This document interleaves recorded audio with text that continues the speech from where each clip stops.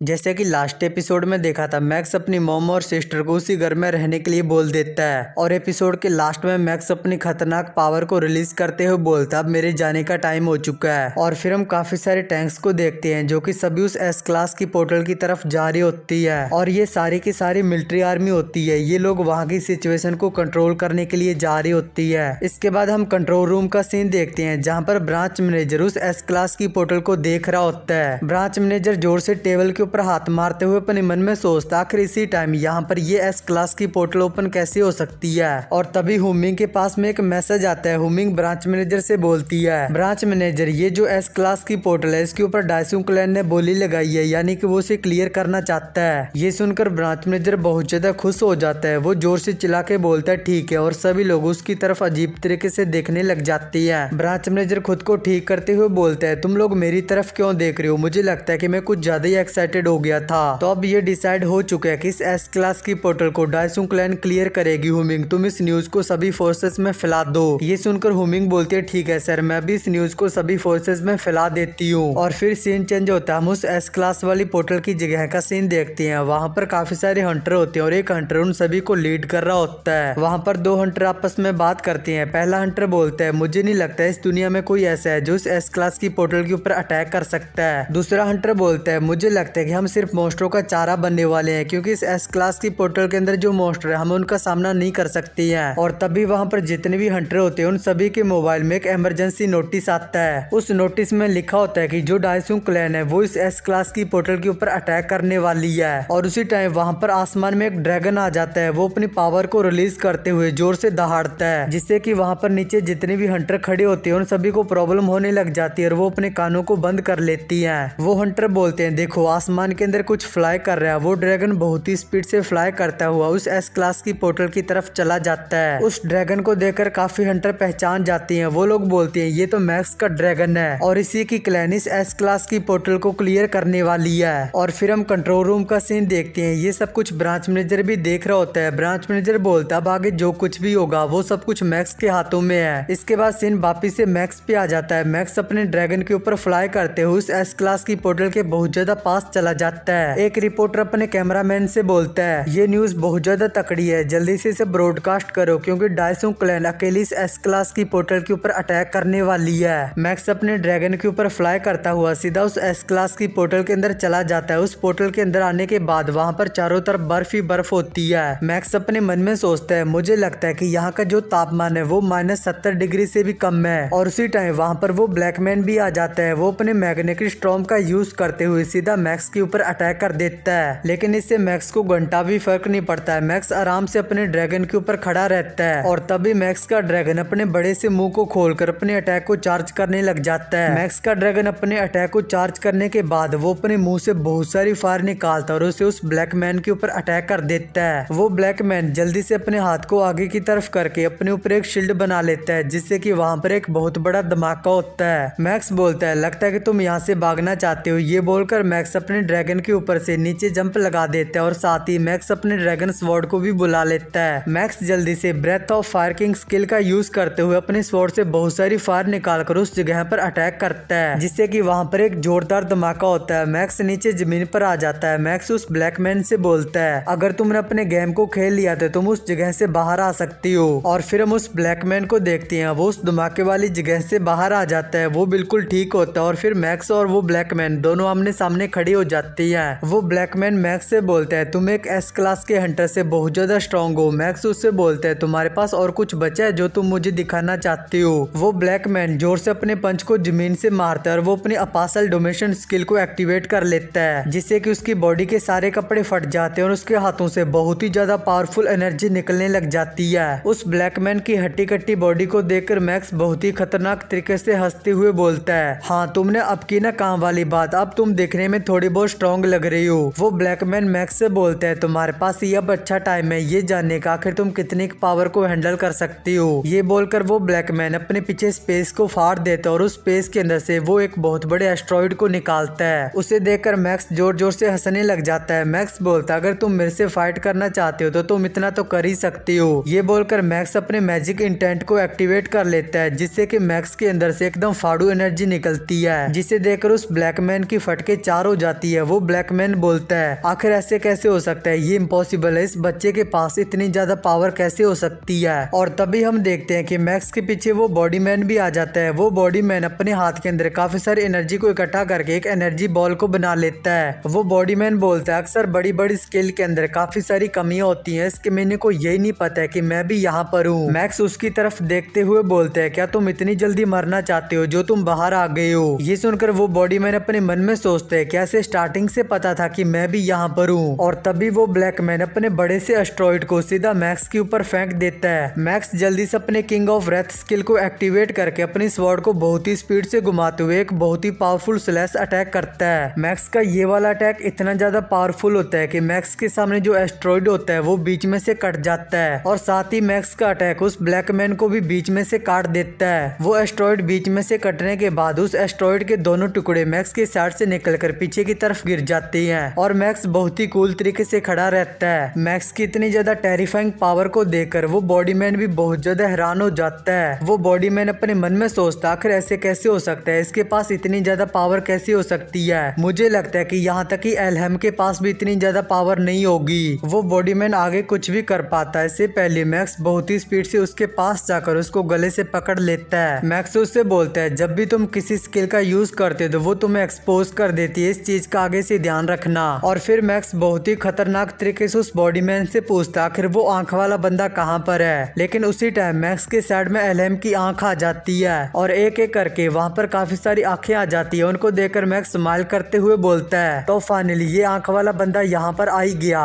ये बोलकर मैक्स उस बॉडी मैन को उठाकर अपनी साइड में फेंक देता है। एल्हेम मैक्स को देखकर बोलता है अच्छा तो तुम्हारी पावर अवेकनर से डिफरेंट है, मैं खुद पर्सनली तुम्हारी पावर को टेस्ट करूंगा। ये बोलकर एल्हेम अपनी एक पावर को एक्टिवेट करता है जिससे कि वहाँ पर जितनी भी आंखें होती है उनमें से एक रेड एनर्जी निकलकर मैक्स की तरफ जाने लग जाती है। उस रेड एनर्जी के कारण वहाँ पर जो बॉडी मैन होता है उसका हाथ पत्थर का बदलने लग जाता है। वो बॉडी मैन बोलता है प्लीज सर रुक जाइए, लेकिन एल्हेम अपनी पावर को नहीं रोकता है जिससे कि वो बॉडी मैन वहाँ पर पूरी तरह से पत्थर का बन जाता है। दूसरी तरफ मैक्स भी अपने खतरनाक ऑरे को रिलीज करता है जिससे कि मैक्स को उस रेड एनर्जी से घंटा भी फर्क नहीं पड़ता। मैक्स अपनी स्वॉर्ड को उठाकर बोलता अब अटैक करने की मेरी बारी है। ये बोलकर मैक्स अपनी एक्सट्रीम फायर बॉल स्किल को एक्टिवेट कर लेता है जिससे कि मैक्स के सामने एक बहुत बड़ा फायर बॉल आ जाता है। मैक्स बहुत ही खतरनाक तरीके से एल्हेम से बोलता है मुझे जल्दी से अपनी रियल बॉडी दिखाओ, आखिर तुम कहाँ पर हो। ये बोलकर मैक्स अपने फायर बॉलों से उन सभी आंखों के ऊपर अटैक कर देता है जिससे कि वहाँ पर काफी सारे ब्लास्ट होती है और उनमें से एक फायर बॉल उस बॉडी मैन को भी जाकर लगता है जिससे कि उसकी बॉडी के टुकड़े टुकड़े हो जाती है। और फिर कुछ टाइम के बाद वहाँ से सारा धुआं हट जाता है, वहाँ पर एकदम शांत माहौल हो जाता है। मैक्स बोलता है मुझे पता है कि तुम मेरे इस अटैक से अभी भी नहीं मरे हो, इसलिए जल्दी से बाहर आ जाओ। तो मैक्स की बात सुनकर वहाँ पर एल्हेम की आंख वापिस आ जाती है। एल्हेम मैक्स से बोलता है तुम्हारी ये जो पावर है ये इस दुनिया से नहीं, आखिर तुम कहाँ से हो। आगे से मैक्स उससे बोलता आखिर तुम ये क्यों जानना चाहते हो, अगर तुम मेरे क्वेश्चन का आंसर दोगे तो मैं भी तुम्हारे क्वेश्चन का आंसर दे दूंगा। ये सुनकर एल्हेम बोलता अच्छा तो तुम मुझसे डील करना चाहती हो। मैक्स बोलता हाँ तो फिर तुमने क्या डिसाइड किया है। एल्हेम मैक्स से बोलता है मुझे डील बहुत ज्यादा पसंद है। और साथ ही एल्हेम अपने मन में सोच रहा होता है अगर एक बार ये लड़का मेरे पास आ गया तो मैं इसको पकड़कर इसकी बॉडी से इसका दिल बाहर निकाल लूंगा।